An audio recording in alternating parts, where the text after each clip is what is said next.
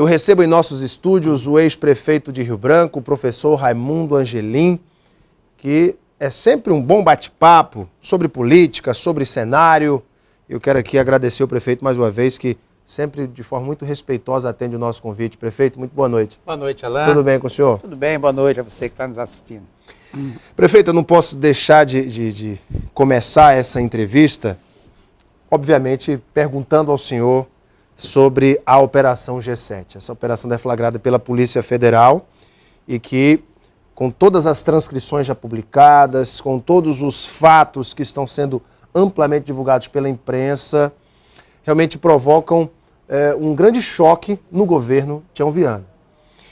Secretários presos, empresários presos, funcionários públicos presos.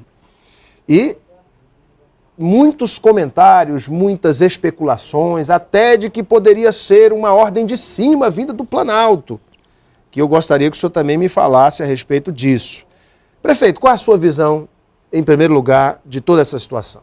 Alain, primeiramente, a vida pública, a moral do governador Tião Viana não está sendo questionada. Eu conheço poucos homens públicos de uma vida tão digna, de preservação dos valores éticos, como a do ex-senador e governador Tião Viana. Você lembra, Alain, quando a maior crise que o Senado da República já passou na sua história, que é secular, o senador Tião Viana assumiu a presidência do Senado com a renúncia do Renan Calheiros, que ia ser cassado, ia ficar inelegível. E foi inatingível a sua conduta ali como presidente do Senado, a maior casa política do nosso país.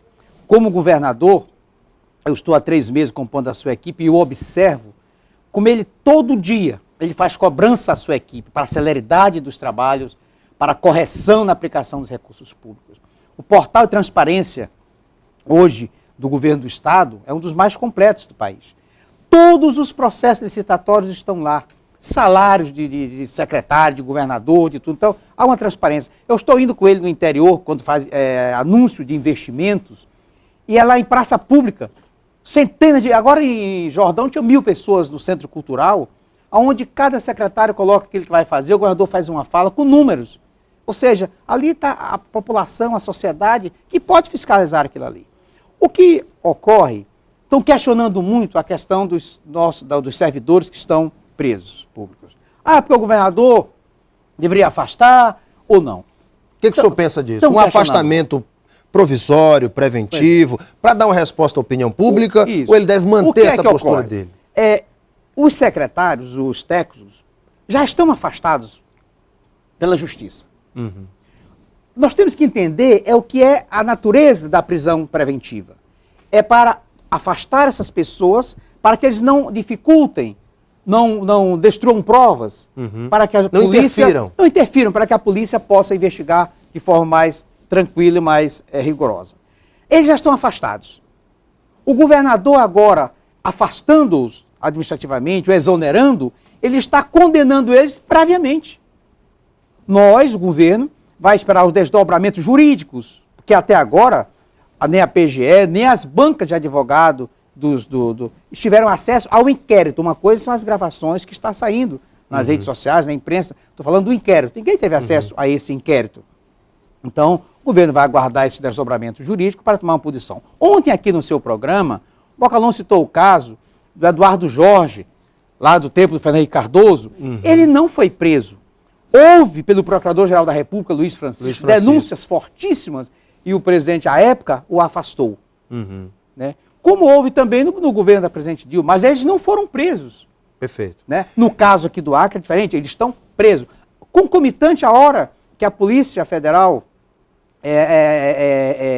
cumprindo as suas funções constitucionais, prendeu, né, esses servidores, concomitante, eles foram nas repartições públicas, das secretarias pertinentes à área de cada um. Recolheram com documentos, a devida autorização mandato de busca e apreensão, todos os processos, documentos que eles queriam. Né? Então, esse processo está em andamento. Então, o governo tomará as medidas pertinentes a cada um, né?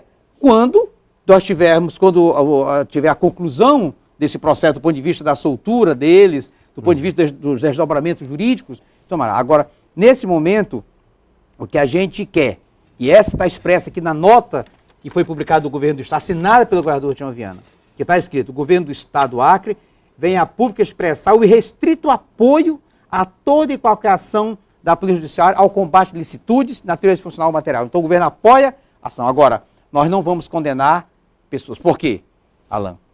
Aqueles que tiver, se for porventura condenado com provas concretas, que tenha a punição devida.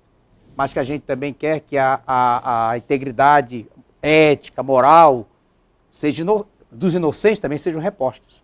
Porque acaba famílias, acaba a vida de pessoas. Sem dúvida, eu concordo com o senhor. Eu estava lendo aqui o artigo desta quinta-feira do secretário de Comunicação, Leonildo Rosas.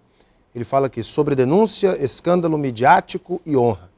O Leonildo, em determinado trecho, ele diz o seguinte: ele cita aqui o livro Mídia, Crise Política e Poder no Brasil, de Vinícius de Lima. Ele fala: diante dos que escreveu Lima, é possível compreender as ações condenatórias pela mídia feitas ao longo dos anos. Fica cristalizado que a condenação primeiro ocorre por meio da mídia, depois os tribunais se encarregam de julgar os fatos concretos, matando por meio daquilo que o ex-secretário da Presidência da República, o tucano Eduardo Jorge Caldeira, classificou como o esquadrão da morte moral. E ele cita assim: ninguém é ingênuo para crer que uma equipe da TV Globo de Brasília estava na última sexta-feira na capital do Acre por obra do acaso. É evidente que sabiam da operação com antecedência, o que coloca em xeque o sigilo do processo. Só concorda com as colocações do Leonildo que põe na imprensa, talvez, o maior peso desse julgamento condenatório? Eu aqui permito-me discordar do Leonildo porque eu creio que a imprensa divulga os fatos. Obviamente que o que dá notícia, um fato desse, dá muita notícia e muita repercussão. Mas o senhor concorda com o Leonildo? Eu não li o artigo todo, tomando conhecimento agora que você leu essa parte, mas o que o Leonildo provavelmente está se atendo é que se o processo estava correndo até então em segredo de justiça, como é que uma equipe da Rede Globo soube e chegou primeiro do que as equipes locais? Porque a primeira TV Globo que veio, os repórteres chegaram no avião pela madrugada, chegaram primeiro na notícia do que a nossa imprensa local. Provavelmente é isso. Geralmente a imprensa tem as suas fontes. Olha, vai acontecer uma operação. Aí, os vazamentos tem os vazamentos, tem as fontes. A nível nacional, né? Sempre tem porque a fonte. Onde acontece isso, tem essa... Chega primeiro. E está cumprindo o seu papel, o papel da imprensa divulgar. Perfeito. Eu vou discordar aqui do Leonildo nesse aspecto. Nesse aspecto, eu vou discordar de você. Mas, prefeito, uma coisa que é muito importante. Eu estava lendo as transcrições, vi uma transcrição de uma conversa também do governador Tião Viana, quando estava em Sergipe, procurou o governador do Sergipe para buscar recursos para o andamento de obras no Estado, para que empreiteiros pudessem, inclusive, obter capital de giro. E eu, sinceramente, não vi, eu posso estar errado, sinceramente não vi nada de errado naquilo. Eu posso estar equivocado, não sei. Mas, pelo meu pequeno e pouco conhecimento jurídico, não vi nenhum equívoco, nenhum tipo de crime cometido pelo governador naquilo ali.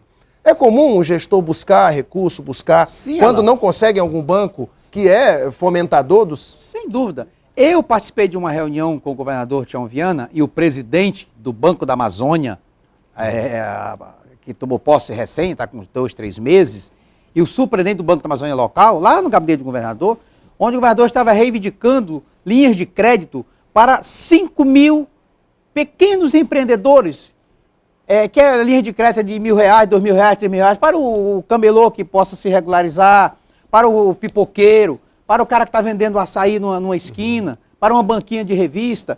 Estava reivindicando. Essa linha de crédito tem o Banco do Brasil, tem a Caixa e o governador está reivindicando. Microcrédito.